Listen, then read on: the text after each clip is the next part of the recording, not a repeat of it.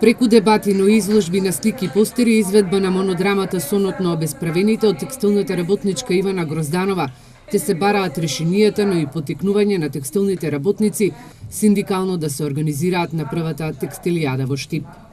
Утре текстилијадата ја започнуваме со дебатата со локални сили заедно за еднината на текстилните работнички, каде модератор ќе биде Ивана Вучкова, вовед ќе даде Милан Живковиќ од фондацијата Фридрих Еберт, а панелисти веќе најавени ни се Благој Бочварски, Николчо Илиев, градоначалник од Кочани, нашиот градоначалник секако, Борис Шарковски од ФРЛЗ, јас, Кристина Ампева од Гласен текстилец и Маријана Перковска од текстилниот кластер.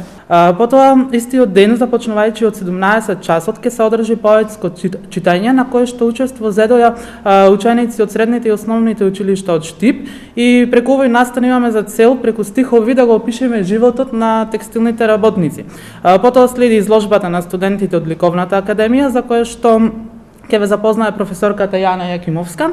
И овој ден ќе го завршиме со проекција на авторски филмови на студентот Александар Арсовски од Филмската академија. Прво станува збор за изложба, групна изложба на студентите од Ликовна академија, кои што овој пат преку своите слики ќе се обидат на различен тип на публика да им го прикажат проблемот со текстилните работнички.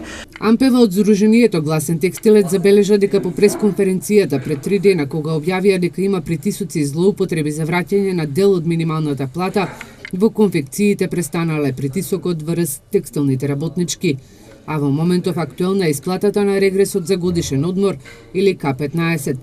Прашана зошто текстилните работници немаат доверба ваквите случаи да ги пријавуваат во надлежните институции, Ампева вели дека примерите низ годините кога текстилните работници пријавуваат прекршување на работничките права во Државниот трудов инспекторат, наредните денови добивале отказ од работодавците, што доволно говори зошто немаат доверба. Во пракса дури јас како поранешен текстилен работник го имам искусено истото. Значи работнички кои пријавувале порано во надлежниот инспекторат се соочувале со отказ. Нивните имиња сепак не биле анонимни.